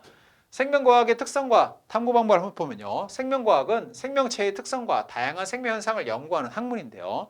생물을 구성하는 분자부터 생태계에 이르지 매우 다양한 범위의 대상들을 연구합니다. 여러 가지 탐구 방법이 있지만 크게 두 가지, 귀납적 탐구 방법과 연역적 탐구 방법이 있어요. 귀납적 탐구 방법은 지속적인 관찰을 통해서 어떤 일관적인 특성을 발견하고 그것을 통해서 일반화하는 과정이라고 볼 수 있다면, 연역적 탐구 방법은 이 과정을 여러분들이 꼭 기억을 해주셔야 되는데, 핵심은 바로 가설 설정을 하고 그 가설을 검증하는 단계가 있다는 겁니다.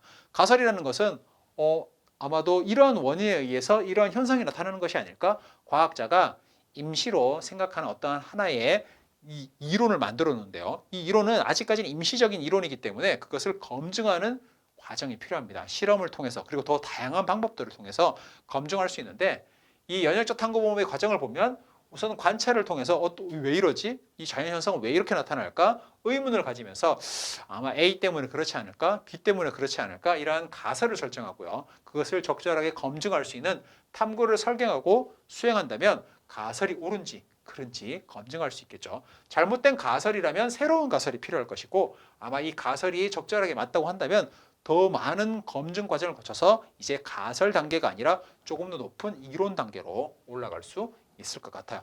결론을 노출하고 일반화하는 과정을 거치게 되는 거죠. 대부분의 실험 과정들이 이러한 요소들을 포함하고 있습니다. 우선은 대조군과 실험군, 원인을 무엇인지를 보기 위해서 두 대상 중에 하나는 내가 예상하는 원인을 넣고 하나는 원인을 넣지 않는 이 두 가지를 비교해 보게 되는데요.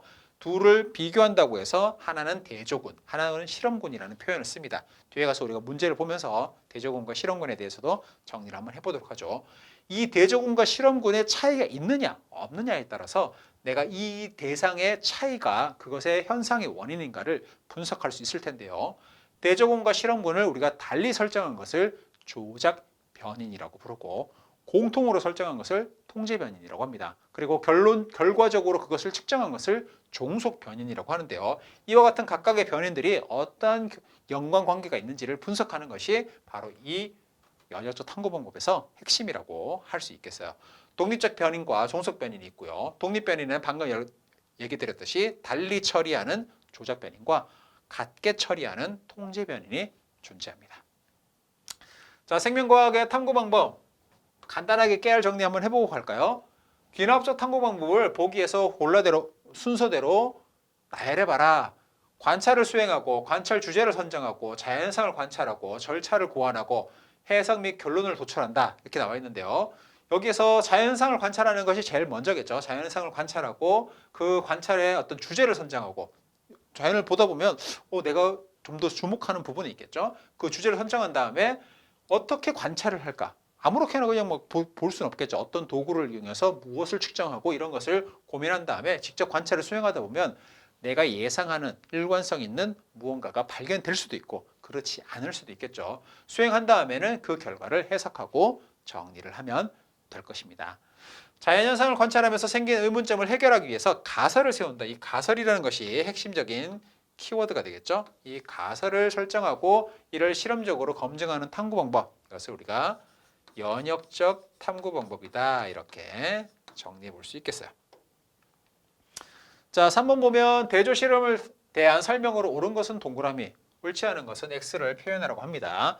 대조 실험에서 검증하려는 요인을 변화시킨 집단을 실험군이라고 한다. 변화시키지 않은 집단은 대조군이라는 표현을 쓰죠. 변화시킨 집단은 실험군이라는 표현을 사용을 해줍니다. 실험 결과에 영향을 주는 요인들을 우리가 독립 변인이라고 하고 이 영향을 받아서 측정되는 요인들을 종속 변인이라고 하죠. 가설의 검증을 위해서 실험에서 인위적으로 변화시키는 요인을 조작 변인이라고 합니다. 독립 변인에 따라서 변화되는 요인으로 실험 결과에 해당하는 것을 우리가 통제 변인이 아니고 뭐다? 종속 변인이라고 하죠. 종속이라는 것은 무언가에 종속되어 있다 이 말이에요. 독립 변인이 어떠냐에 따라서 이 종속 변인은 바뀌게 되는 것이죠. X에 해당하겠고요. 대조 실험을 통해서 일반적인 원리나 법칙을 찾아내는 탐구 방법을 우리가 귀납적 탐구 방법이 아니라 연역적 탐구 방법이다. 이렇게 정리할 수 있겠습니다. 자, 어떤 문제들이 출제되었는지 한번 살펴보도록 할까요? 다음은 먹이 섭취량이 동물종 A의 생존에 영향을 미치는 것을 알아보기 위한 실험이래요. 유전적으로 동일한 같은 시기에 태어난 A의 수컷 200마리를 준비하고 100마리는 집단 A로 나누고 나머지 100마리는 B로 나누었습니다. A에게는 충분한 양의 먹이를 제공했고 B에게는 먹이 섭취량을 제한하면서 했어요. A는 막 주고 B는 별로 주지 않은 거죠. 한 개체당 먹이 섭취량은 A의 개체가 B의 개체보다 더 많았습니다. A가 많이 먹고 B가 적게 먹었죠. A와 B의 시간에 따른 A의 생존 개체 수를 조사해 봤어요. 그림은 A와 B에서 시간에 따른 A의 동그라미 A의 생존 개체 수를 나타냈습니다. 우리는 잘 먹은 애들이 더 오래 살 것이라고 생각이 드는데 오히려 잘 먹은 애들은 A였죠. A는 금방 죽어버렸고 B 같은 경우는 초기에는 별로 차이가 없는데 B 같은 경우는 오히려 더 잘 살아남습니다. 너무나도 많은 먹이는 오히려 생존에 불리한 특성이 있다는 것을 이 자료를 통해서 볼 수 있겠네요. 자, 이 실험에서 조작 변이는 생존 개체수다. 생존 개체수는 우리가 마지막에 측정한 거죠. 조작 변인이 아니라 종속 변인이라고 해야 되겠죠. 구간 1에서 사망한 A 동그라미의 개체수는 A에서가 B에서보다 많다. 이 구간에서 보면 이 구간에서 출발부터 끝까지 A는 많이 떨어졌고 B는 적게 떨어졌으니까 A에서 더 많이 사망했다는 것을 볼 수 있을 것이고요. 각 집단에서 A의 생존 개체수가 50마리가 되는데 최초의 출발이 100마리였죠. 100마리에서 50마리가 되는 데까지 걸린 시간은 A가 B보다 긴 게 아니라 A가 B보다 짧았던 것이죠. 답을 2번으로 여러분들이 골라주시면 될 것 같습니다. 다음 문제로 가볼까요? 다음은 어떤 과학자가 수행한 탐구 과정의 일부래요. 황조롱이를 양육하는 새끼의 수가 많을수록 부모 새의 생존율은 낮아질 것이다. 나름의 생각이죠. 그래서 이것을 가설을 설정했네요. 가설을 설정한 다음에 새 집단 A 물결 C로 했고 각 집단의 둥지의 새끼 수를 다르게 했습니다. A는 새끼 3마리, B는 새끼 5마리, C는 새끼 7마리예요. 새끼 수가 많을수록 부모 새의 생존율은 낮아질 것이라고 생각했기 때문에 C가 생존율이 제일 낮겠죠. 너무 새끼가 많으니까 살기가 힘들고 반면 얘는 적으니까 그나마 생존율이 높아지는 것 같아요.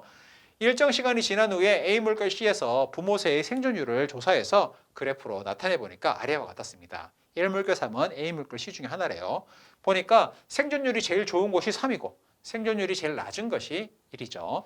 마지막으로 결론 도출을 했어요. 황조롱이는 양육하는 새끼의 수가 많을수록 부모 새의 생존율이 낮아진다는 결론을 냈습니다. 그러면 지금 C가 제일 생존율이 낮은 거죠. 그러니까 1이 C가 될 것이고 3이 A가 되는 것을 볼 수 있겠습니다. 가는 가설 설정 단계다. 이럴 것이다. 이런 생각을 하니까 가설 설정 단계라고 볼 수 있겠죠. 기억은 종속 변인이다. 동그라미 기억이 뭐예요? 지금 부모 새의 생존율 우리가 마지막에 측정한 것이죠. 마지막에 측정한 것이 바로 종속 변인에 해당하는 것이고 3은 C가 아니라 A였다. 이렇게 볼 수 있겠습니다. 답을 3번으로 골라주시면 되겠네요. 자, 20페이지 20번 한번 볼까요? 다음은 어떤 과학자가 수행한 탐구예요. 아스피린은 사람의 세포에서 통증을 유발하는 물질 X의 생성을 억제한다. 아스피린 여러분들 아시죠? 이 진통제, 대표적인 진통제고 아주 오래전 고대 시절부터 인간이 이 나무 껍질을 씹어가면서 사용했던 통증을 완화해주는 물질입니다. 이 아스피린이라는 물질은 아마 통증 유발 물질의 생성을 억제할 것이다. 이런 생각을 한 거죠. 사람에서 얻은 세포를 집단 기억과 니온으로 나눈 다음에 하나에는 아스피린을 처리하고 하나에는 아스피린을 처리하지 않았어요. 기억과 니온에서 단위 시간당 이 통증을 유발하는 X라는 물질이 얼마나 만들어지는지를 한번 조사해 보니까 기억에서는 통증을 유발하는 물질이 엄청 많이 만들어지는데 니온에서는 거의 만들어지지 않는 것. 비교해 보면 급감한 것을 볼 수 있죠. 결론적으로 아스피린은 X의 생성을 억제한다는 결론을 내렸어요. 그러면 X의 생성을 억제한 집단이 바로 니온이 되겠죠. 그러면 아스피린을 처리한 집단이 니온이라는 것을 파악할 수 있을 것입니다. 대조 실험이 수행되었다. 하나는 아스피린을 주고 하나는 아스피린을 주지 않은 두 대상, 대조군과 실험군을 비교해 봤으니까 대조 실험이 수행되었다고 볼 수 있겠고요. 아스피린을 처리할 것인가? 이것은 조작 변인에 해당하겠죠. 마지막에 X가 얼마나 생성됐는가? 이것은 종속 변인에 해당할 것입니다. 아스피린 처리를 한 집단은 방금 보셨다시피 X의 생성이 급격하게 줄어드는 니온이라고 보면 답을 1번으로 골라줄 수 있을 것 같아요. 자, 다음은 어떤 과학자가 수행한 탐구인데요. 벼가 잘 자라지 못하는 논에 벼를 갉아먹는 왕우렁이 개체수가 많은 것을 관찰하고 왕우렁이의 포식자인 자라를 논에 넣어주면 벼의 생물량이 증가할 거라고 생각했어요. 예전에 이제 우렁이 논법이라고 유명한 게 있었죠. 그죠? 우리가 이 벼가 잘 자라려면 잡초가 없어야 되는데 이 잡초를 갉아먹는 우렁이를 이제 풀어주니까 우렁이가 잡초만 갉아먹고 벼는 잘 먹지 않으니까 이 농작물의 생산이 아주 좋고 친환경적인 농법이다. 뭐 농약을 거의 쓰지 않은 농법이다 했는데 요즘 그때 그 우렁이들이 겨울이면 다 얼어 죽습니다. 그러니까 새로 이제 와가지고 반복적으로 사용할 수 있었는데 요즘은 겨울이 그렇게 그다지 춥지 않아서 이 우렁이들이 오히려 잘 살아남고 그 다음에는 너무 개체수가 많아져서 이 잡초도 부족하니까 벼까지 갉아먹어서 요즘은 오히려 골칫거리라고 하더라고요. 그래서 이 왕우렁이가 너무 많이 늘어나면 또 오히려 이 환경에 문제가 되는 경우도 있습니다. 아무튼 이것을 줄이기 위해서 자라를 넣으면 이 왕우렁이를 줄여드니까 벼가 좀 낫지 않을까 이런 생각을 한 거죠. 같은 지역의 면적이 동일한 논 A와 B에 같은 수의 왕우렁이를 집어넣고 A에만 자라를 풀어놓았어요. 그러면 자라를 넣은 여부가 바로 조작 변인에 해당하겠죠. 일정 시간이 지난 후에 조사한 왕우렁이의 개체수는 기억에서가 니은에서보다 적었어요. 그러니까 기억에서 적고 니은에서 적었어요. 그리고 벼의 생물량은 기억에서가 니은에서보다 많았습니다. 왕우렁이가 덜 갉아먹었으니까 왕우렁이가 줄어든 곳에서는 벼의 생물량이 늘어났다는 거죠. 기억과 니은은 A와 B를 순서 없이 나타냈다고 합니다. 자라가 왕우렁이의 개체수를 감소시켜 벼의 생물량이 증가한다는 결론을 내렸어요. 처음 자신의 가설을 그대로 실험을 통해서 검증을 한 거죠. 그러면 지금 보세요. 이 왕우렁이의 개체수는 자라를 풀어놓은 곳에서 당연히 줄어들겠죠. 그러니까 자라가 풀어둔 것이 A니까 바로 이 기억이 왕우렁이의 개체수가 줄어든 기억이 A에 해당하는 논이 되겠죠. 자, 니은 기억이 A니까 니은은 B다. 여러분들이 판단할 수 있겠고요. 조작 변이는 벼의 생물량이다. 벼의 생물량은 마지막에 우리가 측정한 것이니까 종속 변인이 될 것이고 조작 변이는 자라를 우리가 풀어놓은 여부가 되겠죠. 기억에서 왕우렁이 개체군은 환경 저항이 작용하였다. 이건 우리가 뒤에 가서 배울 내용이에요. 아마 생물의 특성 단원이나 생명과학의 탐구 단원보다는 우리 마지막 단원 5단원에서 이 환경 저항이라는 것을 보게 될 텐데 생명체는 실제 환경에 존재하게 되면 뭐 먹이가 부족하다든지 서식지가 부족하다든지 뭐 혹한이 와서 살기 어렵다든지 여러 가지로 이 생물이 무한정 증가하기는 어려운 환경에 직면하게 됩니다. 이 모든 것들을 우리가 환경 저항이라는 표현을 사용을 해주죠. 답을 3번으로 정리하시면 되겠습니다. 자, 다음 문제. 다음은 어떤 과학자가 수행한 탐구 과정의 일부인데요. 동물 X는 사료 외에도 플라스틱도 먹는 동물이 있대요. 에너지를 얻을 수 있을 것이라고 생각해봤습니다. 그래서 동일한 조건 X를 각각 20마리씩 A집단, B집단, C집단으로 나누어 가지고 A한테는 물하고 사료만 주고 B집단은 물하고 플라스틱을 주고 C에게는 물만 줬다고 해요. 네. 일정 기간이 지난 후에 X의 평균 체중을 확인했더니 A에서는 증가해서 사료 줬으니까 당연히 증가했겠죠. 근데 B에서는 사료를 안 주고 플라스틱만 줬는데 유지가 되었다고 합니다. 유지가 되었고 C는 당연히 물밖에 없으니까 감소가 되었겠죠. 자, 기억은 조작 변인이다. 기억이 뭐예요? 평균 체중 마지막에 측정한 거죠. 측정한 것은 조작 변인이 아니고 무엇이다? 종속 변인이다. 영역적 탐구 방법, 내가 어떤 가설을 세우고 그 가설을 검증해서 결론을 도출하는 방법을 썼고요. 나에서 대조 실험이 수행이 되었으니까 답을 우리가 4번으로 골라주면 되겠습니다. 마찬가지로 어떤 과학자가 수행한 탐구네요. 23학년도 9월 모평 문제예요. 물질 X가 살포된 지역에 비정상적인 생식기관을 갖는 수컷 개구리가 많은 것을 관찰했어요. 기형이죠. 예전에는 인간이 어떤 물질에 대한 이해, 그리고 그 물질에 의한 환경에 대한 이해, 이것이 어떤 효과를 낼지를 잘 몰랐기 때문에 막 버리고 그랬죠. 예전에 저도 어렸을 때 어떤 기업에서 막 잘못된 물질을 버려서 수돗물을 마시면 막 냄새도 나고 그런 환경에 대해서 인식이 부족했던 시절이 있었습니다. 그 시절에는 진짜 심각한 문제들이 많이 발생해서 주변에 막 기형을 갖고 물고기가 떼죽음 당하고 이런 일들이 있었어요. 수컷 개구리가 비정상적인 생식기관을 갖는데요.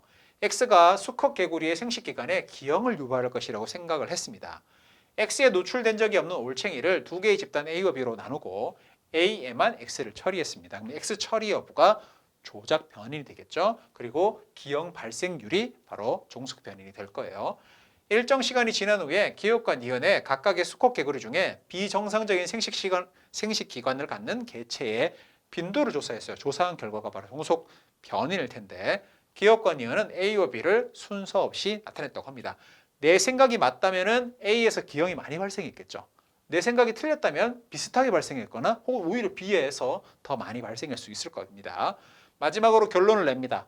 X가 수컷 개구리의 생식기관에 기형을 유발한다는 결론을 내렸어요. 그 말은 A에 더 많은 기형 발생이 나타났다. 그러면 기역과 니은 중에 기형 발생의 빈도가 높은 기역이 A구나 이렇게 해석할 수 있겠죠. 기역은 B가 아니라 A로 판단할 수 있겠고요. 가설을 설정하고 검증하는 연역적 탐구 방법을 활용했다. 나에서 조작 변이는 X의 처리 여부다. X의 처리 여부가 조작 변이일 테고 종속 변이는 기형이 얼마나 발생했는지 그 빈도가 되겠죠. 답을 4번으로 골라주시면 되겠습니다.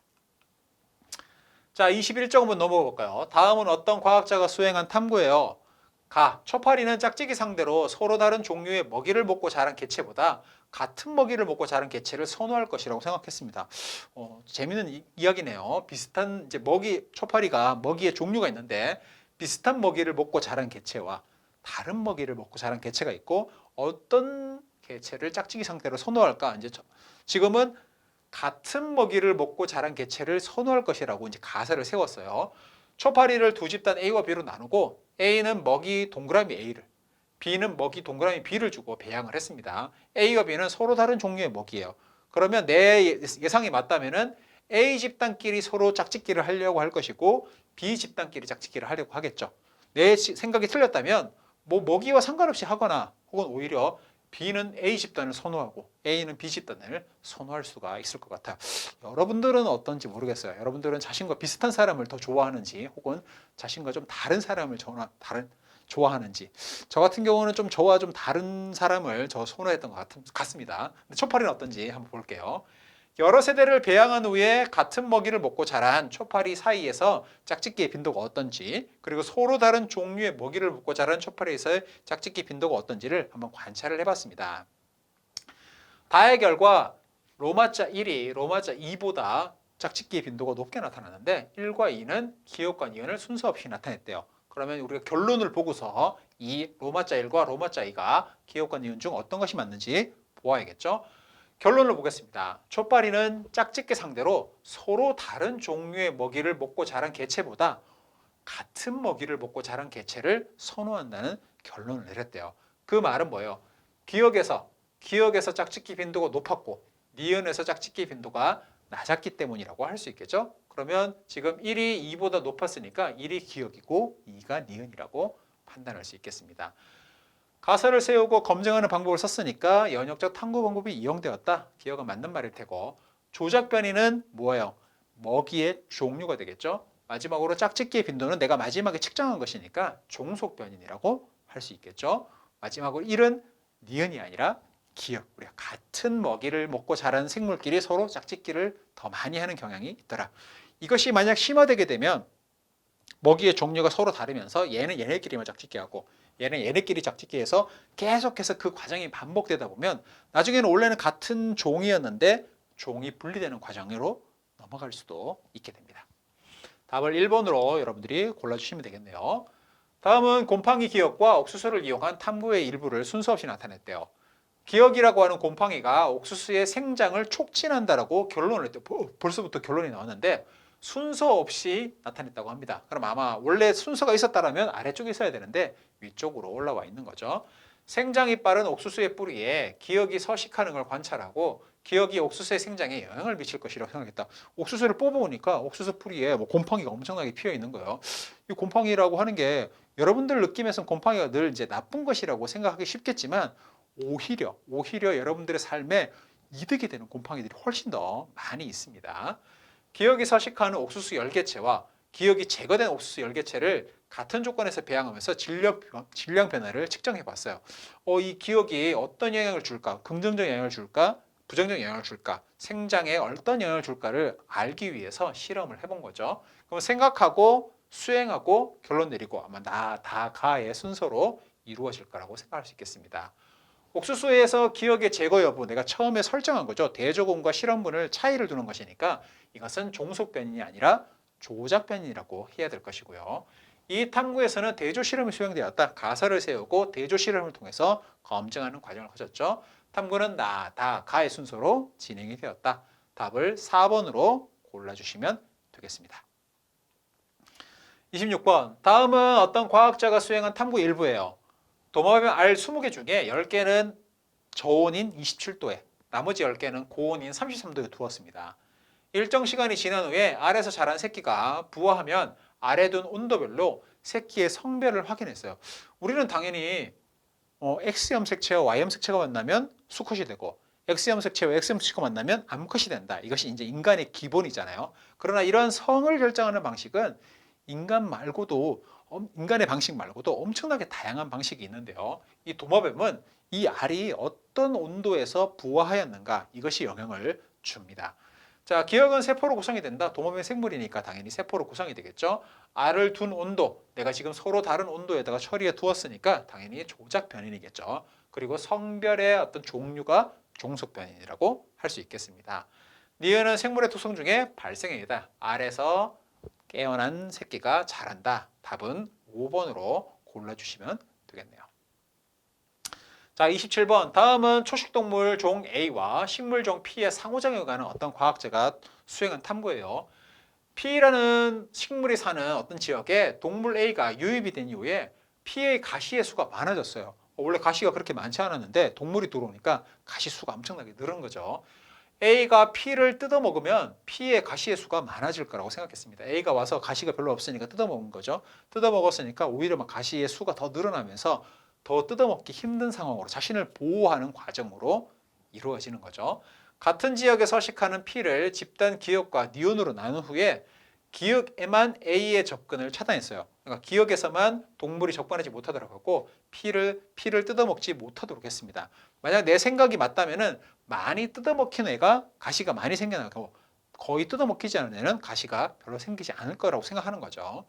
일정 시간이 지난 후에 P의 가시의 수는 1에서가 2에서보다 많았다고 합니다. 1과 2는 기억과 니은을 순서 없이 나타낸 거예요.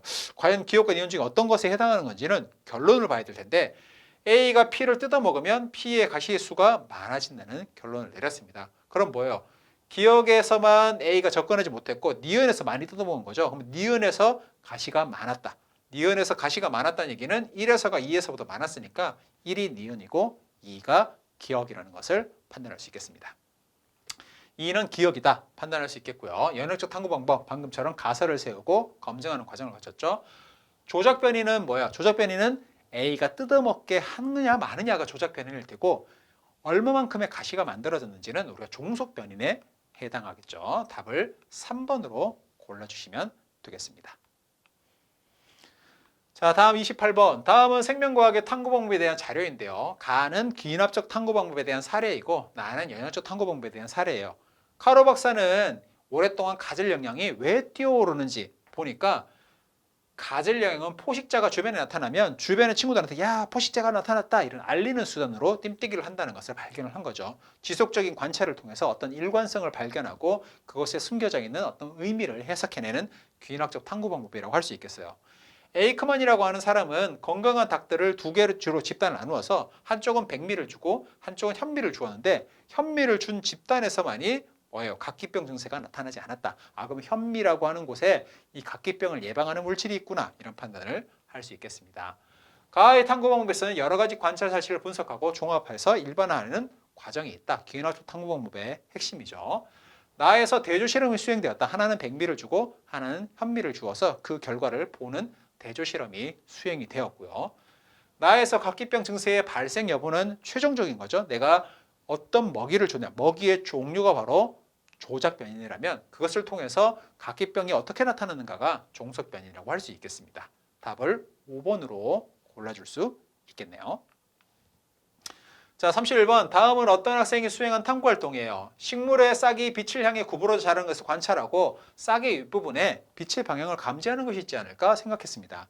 그래서 암실에서 싹을 틔운 후에 암실이니까 빛이 없는 상태에서 싹이 나왔을 때 A와 B를 꺼내가지고 B에만 이렇게 덮개를 씌운 거예요.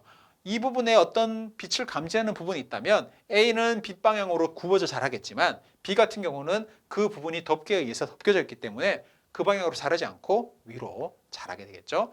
A와 B의 측면에서 옆에서 빛을 비추어주고 어떤 생장이 이루어지는지를 관찰해 봤습니다. 예형적 탐구 방법은 어떤 가설을 세우고 대조 실험을 수행했으니까 예형적 탐구 방법이 사용이 된 것이고 나에서 대조군과 실험군이 설정이 되었죠. 덮개를 씌우는지 안 씌우는지는 조작 변인에 해당할 것이고 얘가 구부러져 자라는지 똑바로 자라는지 이것이 종속 변인이 될 수 있겠죠. 답을 3번으로 골라주시면 되겠습니다. 다음은 철수가 수행한 탐구 과정의 일부를 순서 없이 나타낸 거예요. 화분 A 물결 C를 준비하고 A에는 염기성 토양, B에는 중성 토양, C에는 산성 토양을 500g씩 넣고 수국이라는 생물을 심었습니다. 수국의 꽃색깔을 확인했더니 A에서는 붉은색이 나타나고 B에서는 흰색이 나타나고 C에서는 푸른색이 나타나네요. 제가 가르치고 있는 학교에도 주변에 이 수국들이 이제 심어져 있는데 이렇게 산책을 하다 보면 어딘가에 약간 붉으스름한 수국이 보이는 반면 어디는 좀 새하얀 수국이 보이고 어떤 데는 푸르스름한 수국이 보여요. 처음에는 이게 다른 종인가 뭐 이런 생각을 할 수 있는데 토양의 pH, 이 산도에 따라서 그 특성이 나타나는 것을 볼 수 있습니다. 서로 다른 지역에 서식하는 이 수국의 꽃 색깔이 다르다는 것을 관찰하고 의문이 생겼다. 지금 보니까 순서가 조금 왔다 갔다 오고 있죠. 다가 아마도 의문을 가지는 첫 번째 단계일 것 같아요. 토양의 pH에 따라서 수국의 꽃 색깔이 다를 것이라고 생각했다. 이거 이제 가설 단계가 되겠죠. 그러면 내가 어떤 과정, 실험 과정을 수행하고 준비한 다음에 실시해서 그 결과를 내니까 다라, 가, 나의 순서가 그 전체적인 과정이 아닐까 생각할 수 있겠습니다. 기억은 수국의 꽃 색깔이니까 꽃 색깔을 맨 마지막에 확인한 거죠.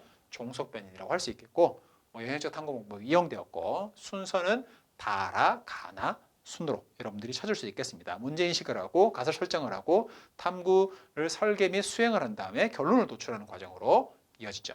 답을 5번으로 골라주시면 되겠습니다. 자, 다음은 철수가 수행한 탐구 과정 일부인데요. 세균을 배양하던 중에 세균 배양적 시에 푸른 곰팡이가 생기니까 세균이 자라지 못하는 것을 관찰했어요. 푸른 곰팡이는 세균 중식을 억제할 것이라고 생각을 했습니다. 동일한 조건에서 세균을 배양해서 두 개의 접시가 있는데 하나는 푸른 곰팡이를 넣고 넣지 않았습니다. 그러면 푸른 곰팡이를 넣는 여부가 조작 변인에 해당할 수 있겠죠. 푸른 곰팡이를 넣은 접시에서는 세균이 증식하지 못했고 넣지 않은 접시에서는 세균이 증식했습니다. 세균의 증식 여부가 종속 변인이 되겠네요. 푸른 곰팡이는 대표적 이제 이것의 학명이 페니실리움이라고 하는 것이고 이 페니실리움이라는 곳에서 얻은 물질 중에 페니실린이라고 하는 가장 유명한 항생제가 있죠. 나는 가설 설정 단계이다. 나에서 어떤 생각을 하였으니까 가설 설정 단계로 판단할 수 있겠죠. 나에서 푸른 곰팡이를 넣은 세균 배양 접시는 실험군이다. 우리가 넣지 않은 것과 넣은 것 어떤 조작을 가한 것을 우리가 실험군이라고 선정할 수 있겠죠. 나에서 세균 증식 여부는 종속 변인. 푸른 곰팡이를 넣은 것은 조작 변인. 답을 5번으로 골라주시면 되겠네요. 어떤 학생이 수행한 탐구과정 일부인데요. 콩에는 오줌 속에 요소를 분해하는 물질이 있을 것이라고 생각했어요. 비커 1과 2에다가 BTB 용액을 첨가한 다음에 오줌과 증류수, 그럼 이 오줌은 뭐 그대로 있는 상태일 테고 오줌과 증류수, 생콩즙을 넣었습니다. 생콩즙에는 생물이 가지고 있는 여러 가지 효소가 있을 텐데요. 그 효소 중에 일부는 바로 이 오줌을 분해할 수가 있겠죠. 오줌 안에 들어있는 어떤 물질을, 그 중에서도 요소라는 물질을 분해했을 겁니다. 물론 요소 말고도 다양한 물질들이 분해될 수 있을 거예요. 일정 시간 간격으로 1과 2에 들어있는 용액의 색깔 변화를 관찰해 봤습니다. 이 탐구 과정은 영역적 과정이죠. 어떤 가설을 세우고 탐구를 한 것이니까 귀납적 탐구 방법보다는 연역적 탐구 방법에 해당될 것이고요. 나에서 대조 실험을 수행했죠. 무엇을 넣고 무엇을 넣지 않고 생콩즙을 넣고 넣지 않고 이런 차이점이 있습니다.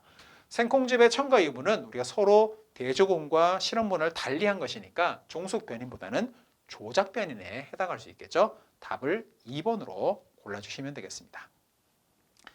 딱총새우가 서식하는 산호 주변에 산호의 천적인 불가사리가 적게 관찰하는 것을 발견했어요. 그래서 딱총새우가 산호를 불가사리로부터 보호해주지 않을까 이런 생각을 한 거죠. 딱총새우가 산호를 보호해주면 산호도 딱총새우에게 어떤 이익을 주게 되면 둘 사이는 공생관계다 이렇게 볼 수 있겠습니다. 같은 지역에 서식하는 산호들을 집단 A와 B로 나눈 다음에 A에는 딱총새우를 그냥 두었어요. 그리고 B에서는 딱총새우를 내가 제거해 봤습니다. 그러면 딱총새우의 유무가 조작 변인이 될 수 있겠죠. 일정 시간 동안 불가사리에 잡아먹힌 산호의 비율을 보니까 기역에서가 니은에서보다 높았다고 합니다. 기역과 니은은 A와 B 중에 하나인데 결론을 보고서 어떤 것에 해당하는지를 찾을 수 있겠죠. 산호에 서식하는 딱총새우가 산호를 불가사리로부터 보호해준다는 결론을 내렸어요. 보호해준다는 결론을 내린다면 딱총새우가 그대로 있는 곳에서 덜 잡아먹혀야겠죠. 잡아먹힌 산호의 비율은 기역에서가 니은에서보다 높았으니까 기역은 딱총새우를 제거한 B가 될 것이고 니은은 딱총새우를 제거하지 않은 A가 되겠죠. 기역은 A가 아니라 B여야 될 것이고요. 나에서 조작 변이는 딱총새우의 제거 여부다. 맞는 말이죠. 다에서 불가사리와 산호의 상호작용은 포식과 피식, 포식과 피식이 아니라 그렇죠. 불가사리가 산호를 잡아먹으니까 포식과 피식에 해당하죠. 이 상호작용이라는 것도 우리가 마지막 단원 5단원에 가서 같이 한번 공부를 해볼 내용이니까 혹시라도 이 내용이 무슨 말인지 잘 모르겠으면 우선 개념부터 정리를 하고 오시면 좋을 것 같아요. 답을 4번으로 선정하시면 되겠습니다. 식물 주변의 산소 농도가 높을수록 식물의 이산화탄소의 흡수량이 많을 것으로 생각했습니다. 같은 종의 식물 집단 A와 B를 준비하고 표와 같은 조건에서 일정 기간 기르면서 이산화탄소의 흡수량을 측정해 봤더니 그림과 같았어요. 이 1%일 때는 아마 이제 이 가설이 맞다라고 한다면은 산소 농도가 높을수록 CO2를 많이 흡수한다고 했으니까 B에서 CO2 흡수가 많이가 되고 A에서 CO2 흡수가 적게 될 거다 이렇게 하였겠죠. 그 가설이 맞다면 그럴 것이고 가설이 틀리다면 반대일 텐데 다를 보니까 가설과 맞지 않은 결과가 나와서 가설을 수정했다. 만약 흡수가 많은 기억이 A고 흡수가 적은 기억이 A고 흡수가 많은 니은이 B였다면 내 생각이 맞다라고 생각할 수 있겠죠. 근데 거꾸로 되었기 때문에 내 가설이 틀렸구나 이렇게 할 수 있겠습니다. 그러면 A가 바로 니은이고 B가 기억이구나 이렇게 판단을 할 수 있겠죠. 예형적 탐구 방법, 대조군과 실험군을 설정하는 대조 실험을 통해서 가설을 검증하였고요. 주변 산소의 농도는 내가 처음 설정한 거죠. 1%와 21%로 처음 달리 설정한 것이니까 종속 변인이 아니라 조작 변인으로 적어야 될 것이고요. 기억은 우리가 A가 아니라 B다. 답을 1번으로 골라줄 수 있겠습니다. 갑오징어가 먹이가 많고 적음을 구분해서 먹이가 더 많은 것으로 이동할 것이라고 생각했어요. 그래서 여기 갑오징어가 있는데 A와 B를 둔 거죠. 그림과 같이 대형 수조 안에 서로 다른 양의 먹이가 들어있는 수조 A와 B를 준비했습니다. 갑오징어를 놓고 대형 수조에 놓고 A와 B 중 어디로 이동하는지 놓고 이동한 거 측정하고 또 놓고 이동한 거 측정하고 이렇게 여러 번 측정을 했겠죠. 여러 마리의 갑오징어로 반복해보니까 A와 B 각각으로 이동하는 개체의 빈도를 조사하니까 A로 많이 이동하고 B로는 적게 이동해요. 내 생각이 맞다면 A의 먹이가 더 많았겠죠. 갑오징어의 먹이가 많고 적음을 구분해서 먹이가 더 많은 곳으로 이동한다는 결론을 내렸어요. 그러니까 A에 더 많다는 것을 판단할 수 있죠. 동그라미 A는 조작 변인이다. 동그라미 A는 지금 이동한 것, 마지막에 측정한 거죠. 마지막에 측정한 것이니까 먹이의 양이 조작 변인일 것이고 이 A는 종속 변인이 되겠죠. 먹이의 양은 B에서가 A에서보다 많다. 그렇다면 B로 많이 갔을 텐데 지금 A로 많이 갔은 것으로 와서 먹이의 양은 B에서가 A에서보다 많다. 다시 볼까요? 지금 A에서 지금 이동한 개체의 빈도가 더 높고 갑오징어의 먹이가 많고 적은 구분해서 먹이가 더 많은 곳으로 이동했으니까 A에 더 많죠. 그러니까 먹이의 양은 B에서가 A에서보다 더 적다. 제가 잘못 선정한 것 같아요.